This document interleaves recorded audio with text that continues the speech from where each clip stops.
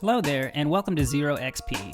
We are a podcast looking to celebrate fandom one game, or in this case, one game series at a time. I'm John, and I'm here with my co-host, who's been accused more than once of standing there like a lemon, Patrick. Hello. We look forward to you joining us on our journey ahead with our first series, Fable. Today's episode has been brought to you by Magor and Poe, but we'll get to that a little bit later. On today's episode, we'll be running down exactly what this podcast is about and what our hopes are behind it, a little bit about ourselves. We'll cover a fan poll that a lot of you reacted to, the origins of the game, and we will be covering the Tales of Albion. So in case you didn't hear the teaser episode that we put out a couple of weeks ago, I wanted to briefly run down what the podcast is going to cover. We're not going to go deeply into everything, at least at the beginning, but it's something that we want to touch upon as we go throughout playing the different games. We will be covering each game in the series, at least as far as the main three go, and then maybe dedicate a few episodes to some of the smaller spin-off games. But along the way, we want to cover, some developer information from behind the scenes, if we can get it, or input from key figures behind the games. We'll be covering some of the lore. You'll find that out in this first episode. And then we're going to cover gameplay as we play them and story along with the gameplay and kind of our thoughts as we go through. And then, of course, we want your input because this is all about the fandom behind the game series. This is us celebrating what's really a passion project for us, something that we have been a part of the community for, and really kind of want to get back into it because there are hopes that the franchise will continue going forward, maybe just a little bit different than we've known it. If you're giving us your time to listen, we want to give you the time to actually have some impact on the show. Something that's really important to us is getting feedback from you, not only about things that you would like to see in the show, but suggestions and content. We'll be doing that a lot through fan polls. You can find us on Twitter and through our email address, which we'll cover that at the end of the show. But it would be really great to hear from you concerning the content and your thoughts on the series as well. We don't want it to just be something you listen to. We want it to be something that you take part in. Since we want this to be a conversational podcast that we're all kind of having together, even if it's a slight delay, we wanted to let you kind of have some insight to our thoughts about the series and what got us into it, what hooked us, what wowed us, what made us fans. Patrick, how did you get into it? Because I think we came into it at different times, didn't we? Yes. I started with Fable 2, and the reason why I got into it, I actually was not familiar with the Xbox platform at all, but, John was, we knew each other at the time, was a big fan of the series, and I had two coworkers at work who were also big-time Fable fans. They're telling me about the co-op, and, based on what they were telling me about the game, I was excited about the prospect of being able to jump into worlds and play these games with my friends outside of work. So I looked up some videos, and I saw that the way that Peter was talking about how you could develop the world, and Peter who, for those who don't know? Peter Molyneux. There you go. You should know who Peter Molyneux is. Well, there's going to be people that hopefully find this that have never played the games before. But he's talking about the game, and I got really excited about how you could have a family, and I'd never seen sim elements into a world, that was more of a action combat RPG, and that got me pretty excited. And even though I got into it mostly for the co-op, those of you that played co-op, and we'll talk about this more later, that isn't really what got me into the series. Right away when you jump in the world, especially for at the time, it was a very, very beautiful game. I loved the color palettes. The soundtrack by Russell Shaw immediately gets you into the series. One of the moments that really wowed me and made me realize that this was going to be a very different game than I had played before was when I jumped into co-op with my friend Ryan. And I immediately noticed that he had a world that I didn't recognize because he chose to give the warrants. I forget the guy's name. Arthur? I don't remember. So, folks, We're not experts. We don't remember all the details, but we will get there when we cover them. So anyways, back on topic. When I jumped into his world, it was a place that I didn't recognize at all, even though it was still Bowerstone Old Town, because he gave his warrants to, we'll just call him Arthur for now. And his town had the windows blown out. I mean, there were boards on everything. Mine mostly stayed the same. It was the same one other than the snow I recognized from my childhood. And I was really intrigued to see what other regions might turn out this way and how even such a small choice would impact the game. It's funny to me that that's what you bring up, because my early memories of Fable they start with Fable: The Lost Chapters. I didn't have an Xbox at the time. A roommate of mine had one, and a friend of mine that I worked with forced the game on me. And I don't mean that derogatorily. It's just that RPGs weren't really my thing. And Fable changed that for me. So all of my early memories go back early in the series. So the things that really kind of got me immediately, and I mean, I was hooked pretty fast, was the morphing behind it. I loved the characters morphing. To me, it was like a little bit of Dorian Gray, where, these things that you're doing, they're being tracked, but you can't hide that. Everybody knew, that your actions caused you to be who you were. The Land of Albion in general, and I think that's something that really was a great thread through all three main games, is its own character. And I know you hear that about games quite a bit, but to me, Albion really did have that. The world felt like it was just this unique place that you didn't get in other games. And part of that was the fairy tale setting. Part of it was, the Dickensian kind of... very British influence that you didn't see in any other games. Exactly, the humor behind it. Still really don't. Yep, yeah, and that's one thing that I hope, if there is more to come, that they don't lose. That's really important to me. And one thing that really hooked me, and if you look up any of the interviews with the creators behind the game, it's kind of what they were going for in a lot of aspects, was the world felt very old. You could go somewhere in a region and you would see old ruins and things that had been torn down, or statues that were already broken, and there was no context for it. And I just, even back then, it was something that kind of grabbed my imagination, because if I go, to a different city, a different country, whatever, and I see a monument without any sort of real explanation, or something that looks old, I don't know everything about it. I just know that it existed, right? And this game kind of did that, and I thought that was really neat, especially early in the game. And then I liked the moral choices. That was a big thing for me. The first time I went to Bowerstone, I accidentally, and I do mean accidentally, I don't know if I kicked the kid or smacked him or exactly how that worked, but I didn't mean to, and I was playing the game just kind of as my own intuitions were. And every time I went back to Bowerstone after that, that kid would run from me, and it blew my mind, because I didn't want him to be scared of me, and I shouldn't feel bad. It's just a video game, but man, I did. And that was really unique at the time. Yeah, I mean, even I experienced something like that in Fable 2, where in Fable 2, you could switch on and off the safety, but... and I wasn't familiar with the button set. I wanted to see what things did, and I hit that button, didn't know what it did, and I ended up killing somebody, and that group of kids that saw me kill that guy were terrified of me for the rest of the game. Yeah, and, with that one specifically, I mean, you and could I didn't accidentally... mean to. You could hit, like, one of your area spells, and it would knock out windows, and people were just like, this guy's a jerk. Yeah, no, those kind of elements, those are the things about the game that really drew me in and continues to want me to go back and play it. It's weird.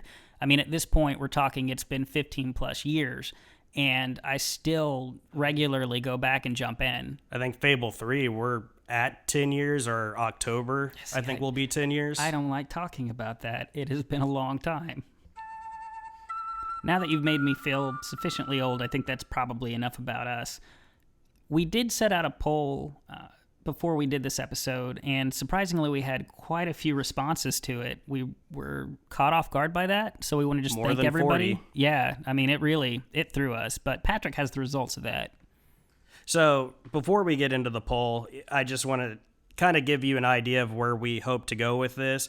Eventually, and one reason why we chose to do a survey rather than like a Twitter poll or a Facebook poll is, for one, Twitter only allows 4 options, but also we kind of want to keep the results hidden so we can reveal them on the podcast.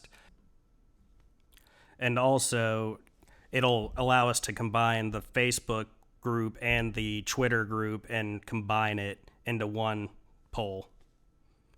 That's the community play that we're going for. Again, I can't say it enough. We want the interaction. We want to feel like it's all one big thing, because to us, the Fable community has always been one big thing. Yes. Our roots with the community go way back. John, I want to say you probably started around after Fable 1. Yes, yeah. It was the minute I finished the game, I think I went looking for more information. And I basically did the same thing with Fable 2. The difference is I was definitely a lot more active and vocal. And this is in relation to the Lionhead forums where, John was a bit more, he ghosted the forums, I'd say. Definitely always reading, not talking so much. And I was a bit more vocal for sure. I'm a little bit more shy on the internet, I think. Which is funny because I'm a bit more shy in person and you not as much. So there is absolutely no reason we should have started this podcast. No, this is definitely out of my comfort zone, but that's not always a bad thing.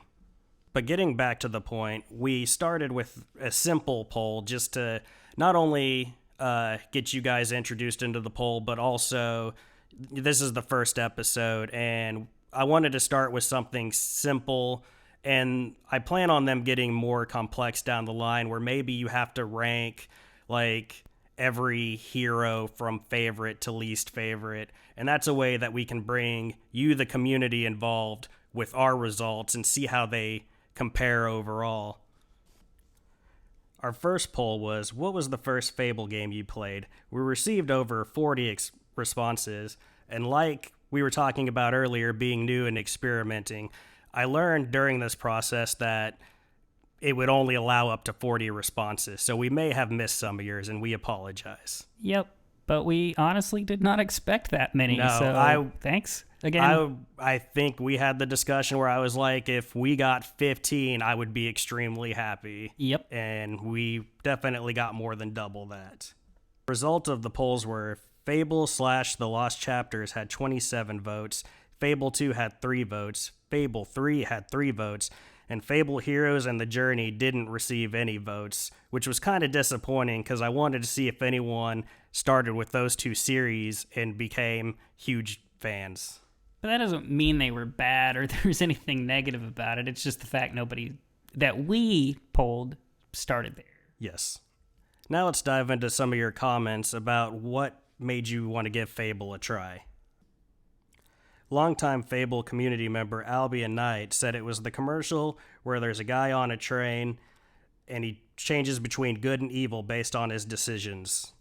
I vaguely remember that one.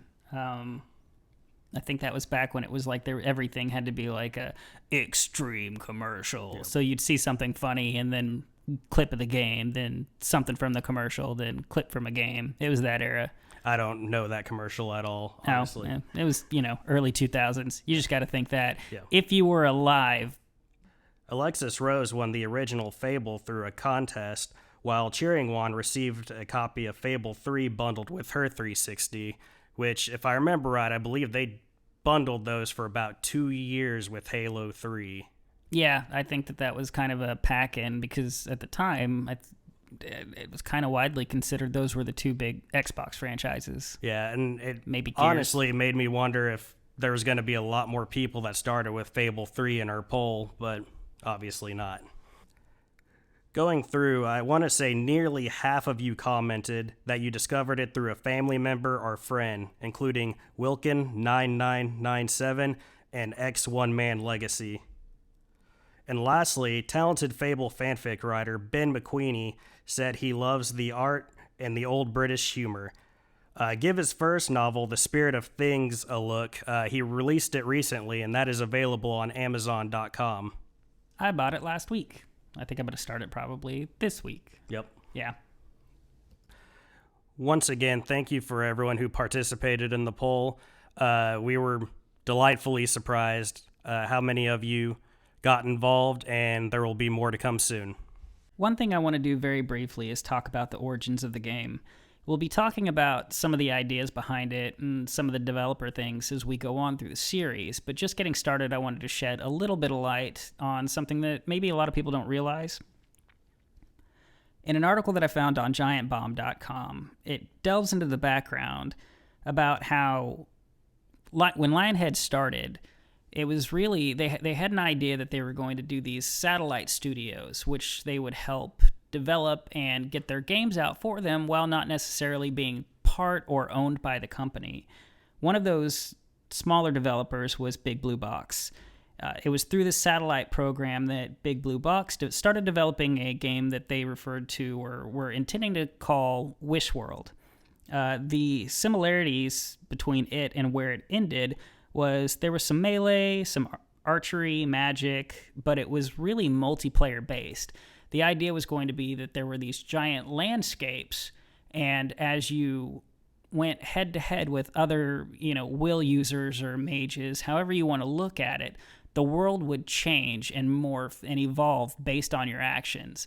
It's, if you've ever seen the Paul Bunyan cartoon where he's wrestling Babe the Blue Ox and he's creating canyons and different things. In my mind, that's kind of what was going to happen. But as development went on, the game started to take shape more towards quest-based styles and things that were a little bit more akin to your traditional RPGs. And it kind of, I wouldn't say that Wish World faded, but it actually evolved, and that's where you started hearing the Project Ego name come out. Over time, Big Blue Box would start working so simultaneously with Lionhead that they merged as a company, and they were officially tied together so that many of the Big Blue Box members took on senior positions at Lionhead, and through the direction given is how we eventually get to Fable, where it is an action RPG with sim-based elements and the game that we know and love.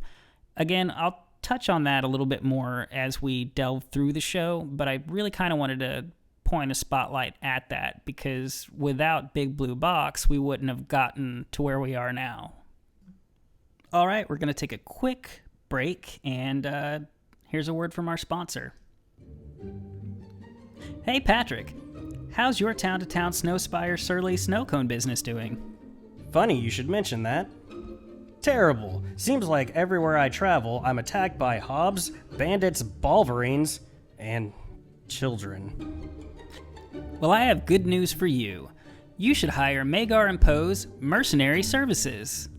Do you mean Magar and Poe, who can be found at Oakville and Twin Blades Bandit Camp? Yes. For a nominal fee, you can be escorted to your next place of business and never have to worry about hobs, bandits, balverines, or children ever again. Wow! I'll be sure to hire Magar and Poe's Mercenary Services for my next business, trip, or holiday adventure. Magar and Poe's Mercenary Services are not responsible for merchandise, money, or limbs that are lost along the way. In the event of your expiration, your corpse may be looted for financial recuperation. So next we want to get into the Tales of Albion. If you're not familiar with them, it was a set of stories that was released in between Fable the Lost Chapters and Fable 2. It kind of granted some insight into the lore that actually was fed throughout Fable and Fable the Lost Chapters. But we're going to go ahead and read through those just because I feel like it reflects heavily on that first game, and we don't want to have to backtrack and cover it as we're going into the game. We might make some mentions alluding to it.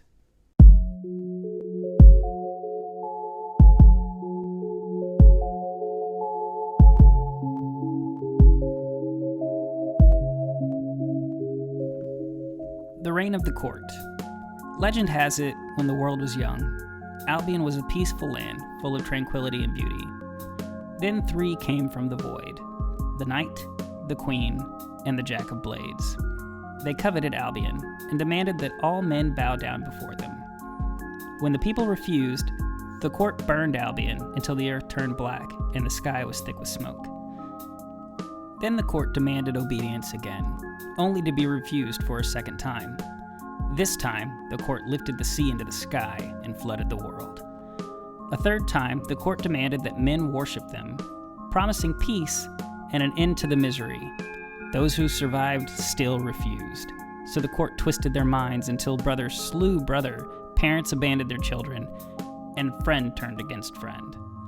Finally, the people of Albion bowed to the court, and their descendants toiled to raise monuments to those who came from the void. Birth of William Black. In the days when the people still suffered under court's cruelty, a humble blacksmith and his wife had a boy. They named him William Black, and he would become the key to saving Albion. Little is known of William's youth. As a young man, he amazed others with powers of his mind by which he was able to protect his village and perform feats that dozens of other men could not equal. These acts became celebrated as the powers of will. William grew obsessed with the court, determined to find a way to overthrow it. One night, while consulting a mysterious tomb, he was suddenly transported from Albion into the void. Here he met Jack, who sat on a throne surrounded by ghastly figures. Jack tried to enslave William with the powers of an ornate sword, but William fought back and managed to steal the sword before escaping into the netherworld. Back in Albion, the sword spoke to William. It called itself the Sword of Aeons, and it promised to help him defeat the court, but only if William offered his soul in bondage. With the Sword of Aeons, William set off to find the court. The fall of the court. William scaled the peak of Ruan, Albion's highest mountain, and challenged the court to combat. The Knight of Blades appeared first, and wielding the Sword of Aeons, Williams destroyed him completely. Next, the Jack of Blades appeared. They fiercely struck at one another until William broke Jack's body. Some say that Jack was not truly slain, and that his soul escaped into the void. The Queen of Blades was the last to face William. For weeks, their battle raged across Albion. Mountains were raised and valleys were formed by their mighty blows. At last, William slew the queen and freed the people from their yoke.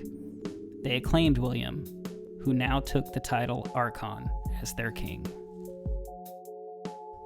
Rise of Albion. He had vanquished the court. The Archon set his mind to unifying Albion into the great kingdom. His powers of will were so great that it seemed to help the world reshape itself in accordance with his wishes. Cities were built in a week's time, and marvelous machines were constructed that ran on will alone. Through 1,000 years of peace, Albion reigned as the greatest center of commerce and philosophy the world had ever known. But without an enemy to vanquish, the Archon's children grew petty and cruel. They called themselves heroes and used the powers of will to terrorize the people. A younger Archon might have stopped them, but his battle with the Queen and his time in the void had infected his body and mind with a wasting illness. Faced with this decay, William wrapped his body in golden mail and a royal blue cloak before vanishing. Thus began the corruption of the kingdom. Fall of the kingdom. When the Archon vanished, Albion descended into chaos. 3 out of every 4 people were slain in the wars or died from disease and starvation. Meanwhile, the Archon's many descendants vied for power. These new rulers were not as kind or wise as the first. Each new Archon, fearful of a coup, brought fresh tyranny to Albion. A massive wall was constructed around the city to keep citizens in and beasts and undesirables out. The Archon's personal guard, who were encased in armor from birth, enforced their harsh decrees. No citizens were allowed out after nightfall. Every citizen must appear when an alarm bell sounded, and anyone who opposed the Archon's rule were killed along with their families. The people witnessed these cruelties from behind masks that signaled their status while concealing their fear. When the kingdom had grown to its greatest extent, the Archon demanded that an immense tower be built to focus will. Just after it was completed, the sky was filled with a sudden bright light, and all Albion shook. In the morning, the tower was gone, and the old kingdom lay in ruins. All its people were gone, except for those who lived beyond the walls. Darkest times. After the fall of the Old Kingdom, the few villagers that survived the destruction of the Spire fell into isolation. Distance bred suspicion, which grew into bloodshed. Villagers fought for food, land, livestock, and fresh water. Soon, they were fighting over women of childbearing age. Mercenaries sold their swords to the highest bidder and fought in a series of petty squabbles. If the mercenaries didn't like the price being offered, they extracted payment by threatening the villagers. But this was not the darkest time for Albion. The Fallow Wars, an age of darkness and blood, would bring Albion to the edge of extinction. World's End. Human scavengers poked through the ruins of the Old Kingdom. What they found they did not understand, and priceless artifacts were cast aside or traded as trinkets. Finally, the forest grew over ruins, and it was as if the rich heritage of old Albion had never been. The population dwindled, and those who survived would awaken each day to a darker world. It seemed there was no safe haven. Hope faded as bandits stole and murdered with impunity. The people starving scoured the land for food and fresh water. But as the years passed, there was less of each to find. Crazed prophets preached that the end of the world was at hand. Then out of the east, hope arrived in the most unexpected form. A bandit and a mercenary by the name of Nostro came forth, pledging to bring the peace and prosperity back to Albion. So that's actually where we're going to end it this week. Feel free to look it up in greater detail on the Fable wiki. We will be referencing what's to come, but we felt like it was better to hold those things for a later date. Before we go, we'd like to give thanks to those who helped contribute to the show. ZeroXP logo was designed by Jameson Johns. Find him at behance.net/Jameson Johns. Music was provided by Odd Reference. Find him at facebook.com/odd.reference. Additional info provided by giantbomb.com and the Fable wiki. If you have any questions, comments, corrections, or constructive criticisms, you can reach out to us at zeroxppodcast@gmail.com or find us on Twitter at ZeroXPPodcast. And once more, we'd like to say a quick thanks to everyone who voted in our poll and to those who have helped us get this first episode off of the ground. Thank you, Don. Thank you, Douglas. Thank you, Dean. Thank you, Ted. And thank you, Mike. As always, until next time, just stay safe out there. Bye-bye. Bye-bye-bye. See you next time. Bye-bye.